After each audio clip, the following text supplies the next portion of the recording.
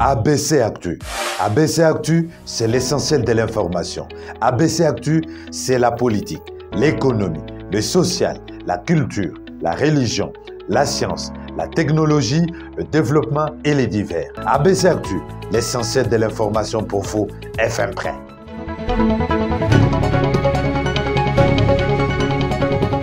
Les grandes lignes de l'actualité de la RDC, c'est tout de suite avec ABC Actu. Martin Fayulu demande au gouvernement de rompre les relations diplomatiques avec le Rwanda et lui déclarer la guerre. C'était au cours d'une conférence de presse tenue jeudi à Kinshasa. Des propos à suivre dans ce journal. Au sommet de Libreville sur le Forêt, le Premier ministre Jean-Michel Samalouko porte haut la voix de la RDC sur des questions de protection de l'environnement, un élément que vous suivrez au cours de cette session d'information.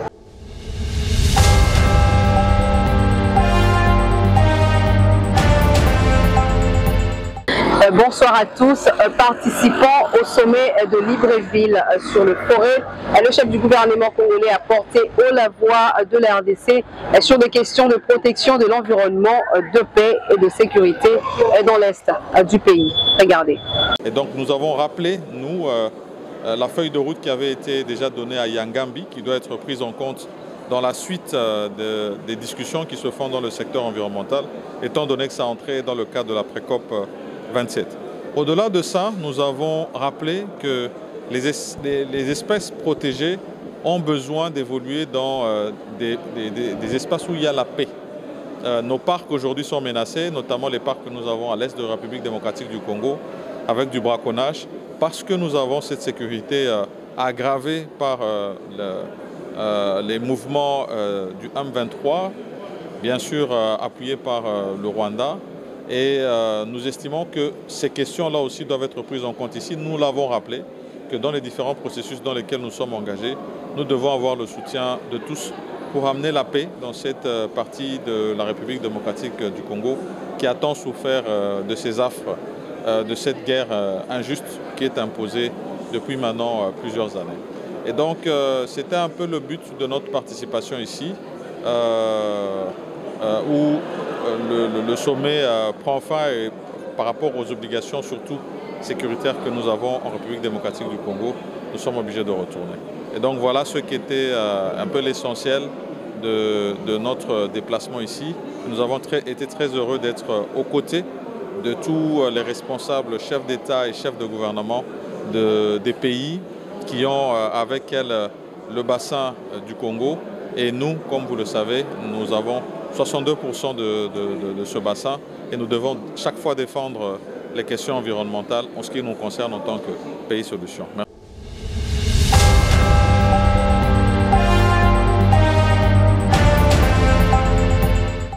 Tout le monde réalise aujourd'hui que M.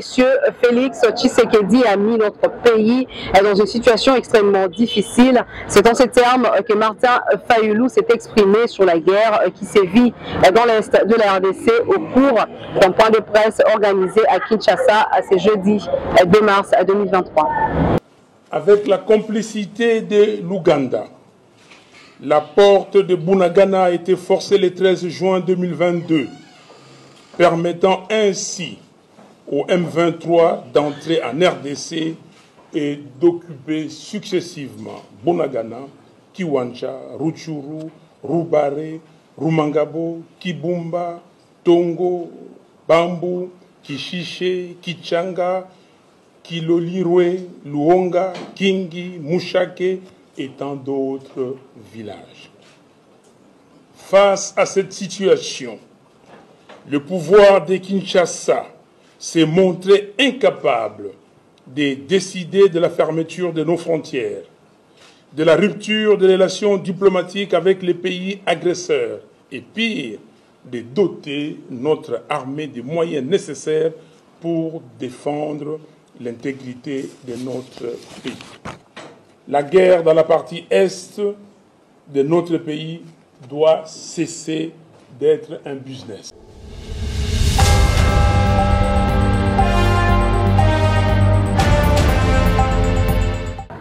détruire le marché pirate, les constructions anarchiques, l'évacuation de kiosques et commerces sur l'emprise publique.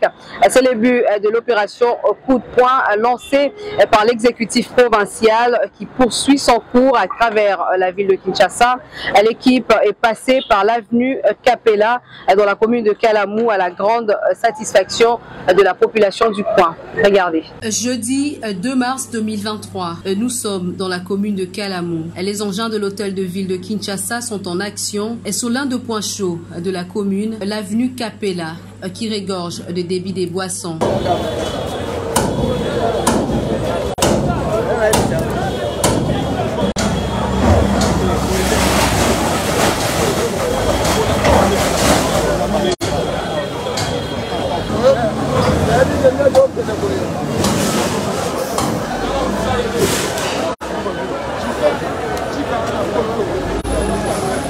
Sous la supervision de la commissaire générale en charge de l'environnement, des constructions anarchiques érigées sur les emprises publiques et sur le caniveau ont été démolies, notamment sur l'avenue de l'université et Kimwenza. Trouvés sur place pendant l'opération, quelques habitants du coin se sont exprimés.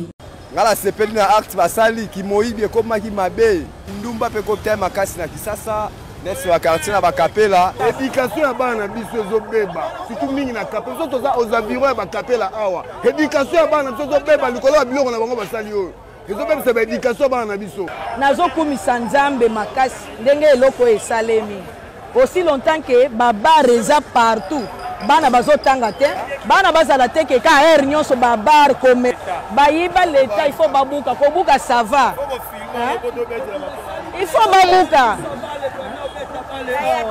da sepeli po ndenge basali tukasikoto bana bafana na ndako po comme nyonso ka kapela sali mabete asali loko moko ya bien kapela bebisi bana bato batongi na banzela edeborde tombula ebeti kimia eza te mai ekota biso na bandako totwala kimia te awa ezali lekopa kindumba po tokobasi basi na biso tokoka bango tokobeka kapela place oyo eza place ya masumu papa c'est pourquoi basali bo eza bien bana soki bakimi classe babata miawa bamiyibi bakategoria batamabe nyonso bazali awa ne bapanzi bo eza bien papa. Il faut noter que cette opération a été initiée par le gouvernement provincial afin de rendre la ville salubre et éviter des inondations.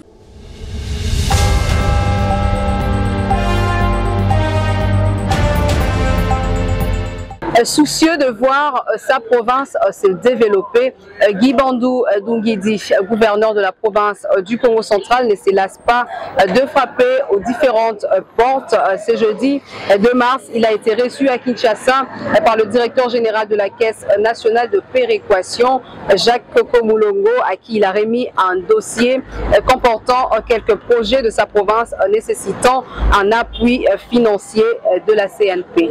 Regardez. La Caisse nationale de péréquation, symbole de solidarité entre provinces pour un développement harmonieux. À quoi sert cette caisse? Son effectivité, son existence, autant de questions au menu des échanges entre son directeur général Jacques Kokomulonga et le gouverneur du Congo central Guy Bandou. Officiellement, j'ai tenu à me déplacer personnellement pour venir déposer le premier dossier comportant les projets de la province du Congo central qui nécessitent un financement prioritaire par la Caisse nationale de péréquation. Les attentes, je vais dire qu'elles sont grandes. Vous savez très bien que les besoins de nos provinces sont immenses. Il y a beaucoup d'urgences, mais parmi les urgences, il y a des priorités. Autre point abordé, c'est celui du projet de développement du Congo central qui nécessite financement de la Caisse nationale de péréquation. Gouverneur d'une grande province qui produit des grandes recettes, qui est venu nous visiter, question de réclamer sa part par rapport à la Caisse nationale de péréquation, comme évidemment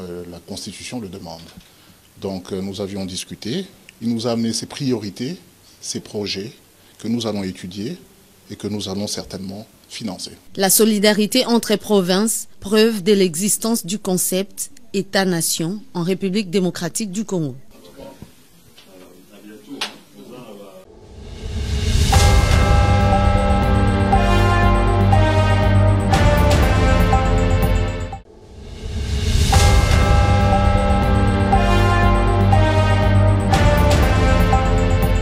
Cérémonie de signature du protocole d'accord entre Congo Airways et AEM Development Group.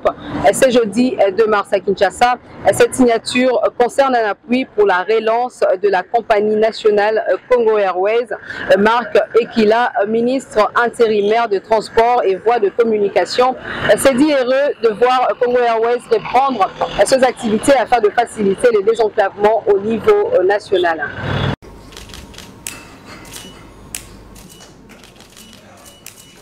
Cette sobre cérémonie de la signature du protocole d'accord entre Congo Airways et AEM Development SAS témoigne la détermination du gouvernement congolais dans l'amélioration de la connectivité aérienne. Devant le directeur de cabinet du président de la République, Guilain Niembo, la ministre d'État en charge du portefeuille, Adel Kainda, et le ministre intérimaire des Transports, Voies de Communication et Désenclavement, Marc Ekila, le responsable de Congo Airways et AEM Development ont procédé à la signature du protocole d'accord pour la relance de la compagnie nationale aérienne Congo Airways. Ce nouvel accord va permettre le désenclavement de la RDC et promouvoir la sécurité et la démocratisation du transport aérien et favoriser l'intégration socio-économique du pays à travers d'importants mouvements de personnes et de biens. Et en fait, c'était un groupe d'investissement qui est au Congo depuis un moment dans d'autres secteurs. On est là aujourd'hui au fait pour essayer d'envisager une collaboration avec le groupe qui veut intégrer le capital de Congo Airways. Le secteur aérien est un moteur très important pour le désenclavement du pays. Aujourd'hui, Congo Airways, qui est né il y a 6-7 ans, a des grandes ambitions. Et qui dit grandes ambitions, dit gros moyens. Et face à des propositions comme celle-ci, on ne peut que être attentif et voilà, ouvrir un cadre de discussion qui soit profitable aux deux parties, au pays et bien entendu aux Congolais. Le groupe international AEM Development a trouvé avantageux pour ses intérêts et ceux de la République démocratique du Congo de soutenir ses investissements et opérations comme pour ses d'autres clients, fournisseurs et sous-traitants ailleurs dans le monde. Nous pensons soutenir Congo Airways pour sa relance, sa restructuration en vue de faire face à la concurrence comme les autres grandes compagnies qui viennent chez nous ici, que nous connaissons. Et nous pensons que le Congo mérite aussi une très grande compagnie. Nous sommes prêts à accompagner Congo Airways dans ce sens. Oui. Nous entrons dans le capital de Congo Airways. Évidemment, avec Congo Airways, nous...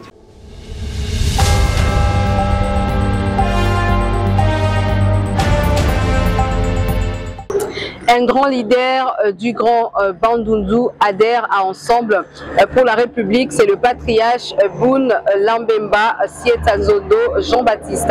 Jean-Baptiste Kabeï pour plus de détails.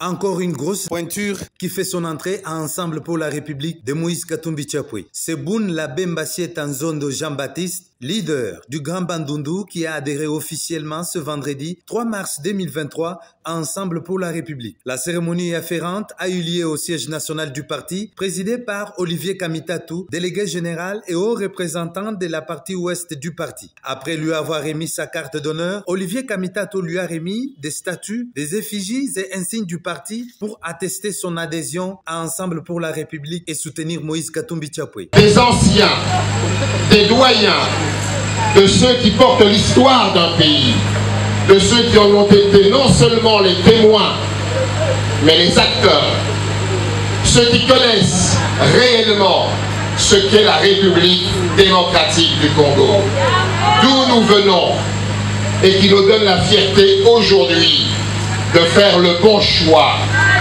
le choix de Moïse Katumbi, le choix d'Ensemble pour la République, le choix de l'avenir, le choix du progrès, le choix de la modernité. Le nouveau venu à Ensemble pour la République s'est dit satisfait de la concrétisation de son rêve aujourd'hui. que ensemble signifie amour. Si vous êtes ensemble, c'est balingani, non? Si vous êtes ensemble, si vous êtes ensemble, c'est pourquoi na yebisi na ba jeune no balaki ngai na base na ngai tous sangana ensemble pour construire mboka na biso. Mboka ezali menacé tous sangana bandeko ensemble pour construire. Disons que Titan Labemba a aussi adhéré officiellement à Ensemble pour la République et obtenu sa carte d'honneur du parti de main du haut représentant de Ensemble pour la République. C'est par une photo d'ensemble que s'est clôturée cette manifestation, modérée par Madame Aden Dongala, secrétaire nationale en charge du développement des fédérations.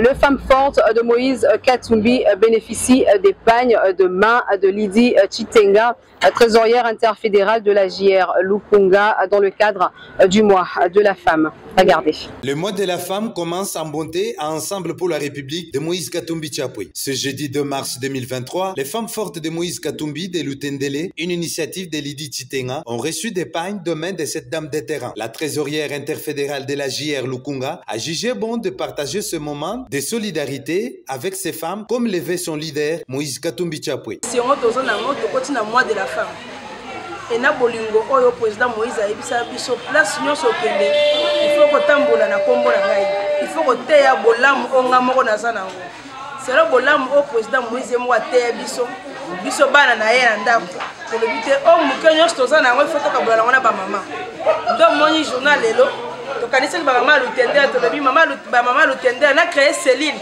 ya ba femme forte ya Moïse Katumbi to leka mama nyonso sepena mo liputa na ye. Les mamans qui ont bénéficié des pagnes ne sont pas restées indifférentes à l'endroit de Lydie Chitenga et de Moïse Katumbi Chapwe. Papa Moïse, merci. Après, c'est ce qu'on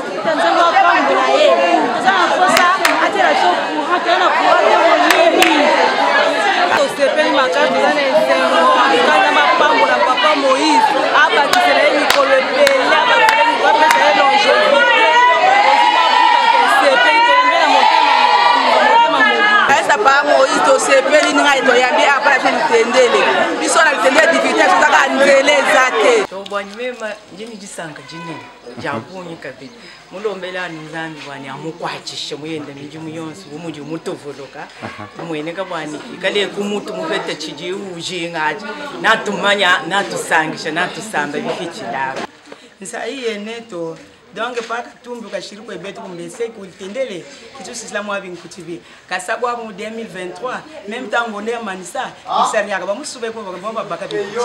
Ces femmes fortes sont regroupées en cellules à travers la ville-province de Kinshasa, a laissé entendre Lydie Chitenga, qui est plus déterminée à faire voter massivement Moïse Katumbi Chapwe ce 20 décembre 2023 pour accéder à la magistrature suprême de la RDC. Disons que Papi Nawezi, président interfédéral de la JR Lukunga, Mikoko Kanda, l'équipe forte des communicateurs ont rehaussé leur présence à cette manifestation.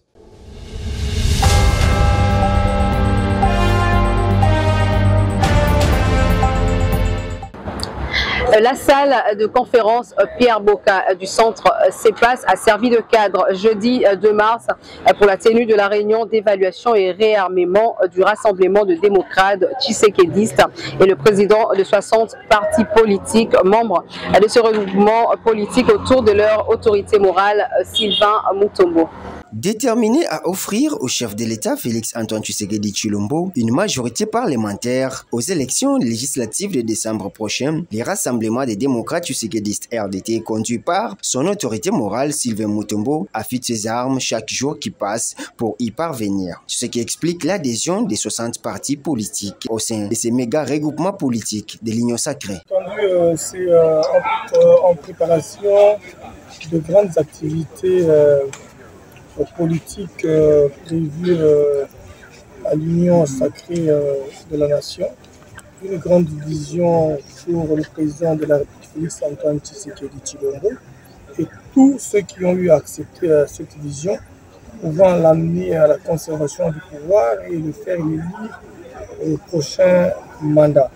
Et que donc le président de parti politique membre du RDT, après avoir rempli leur devoir de confirmation à l'Union sacrée de la nation comme leur méga plateforme politique et au RDT comme leur regroupement politique, ils devaient se réunir aujourd'hui pour préparer des événements à venir de l'organisation du RDT, de notre accompagnement dans l'Union sacrée pour le président de la République et notre capacité de le faire élire et de lui accorder une majorité écrasante. Présent dans la salle où s'est tenue la réunion d'évaluation entre les différents présidents des partis membres du RDT, le mouvement des Tshisekedi pour la démocratie et le développement a été représenté par son président et son secrétaire général, Mike Mouka.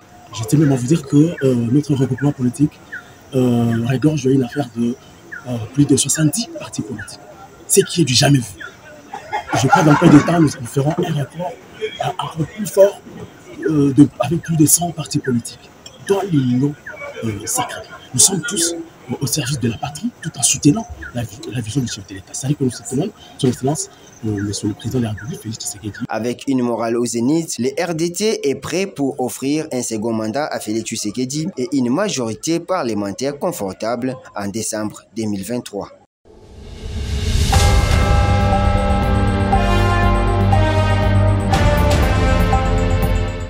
À quelques heures dès la rencontre opposant le Wydad de Casablanca et l'AS Vita Club, c'est vendredi au complexe Mohamed VI de Casablanca à 20h de Kinshasa.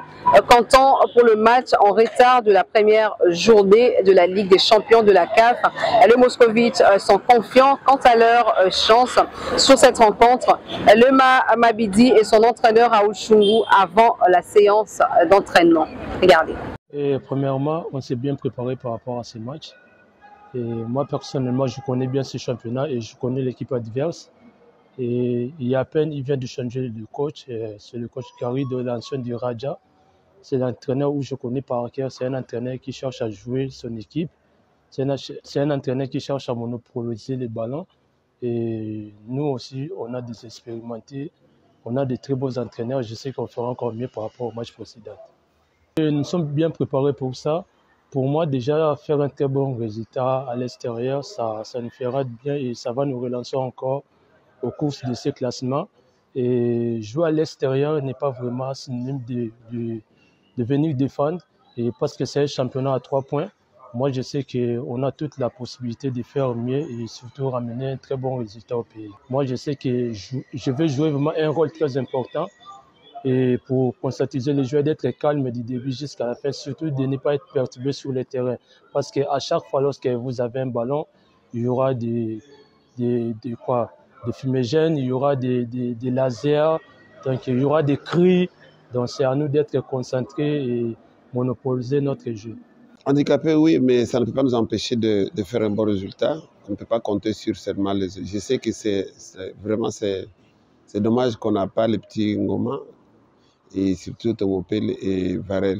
C'est vraiment un handicap, mais je crois que ceux qui sont là, ils sont aussi joueurs comme les autres. Ils vont jouer à la place de ceux qui ne sont pas là et je crois que ça va aller. On va faire un jeu ouvert, on ne va pas venir défendre ici pour chercher un résultat nul. On aura un jeu ouvert et je crois qu'à Batak, c'est plutôt Wak qui aura aussi difficile à supporter peut-être nos assauts devant son public. Et donc, de notre côté, ça ne nous empêche pas d'étaler notre football. Non, je ne suis pas les rumeurs. Hein. Je suis pas les rumeurs. L'équipe, on a changé les têtes, mais les mêmes joueurs sont toujours là. Je crois qu'ils seront peut-être beaucoup plus motivés. Mais on ne veut pas trop se préoccuper de l'état de WAC, mais plutôt de nos joueurs à nous.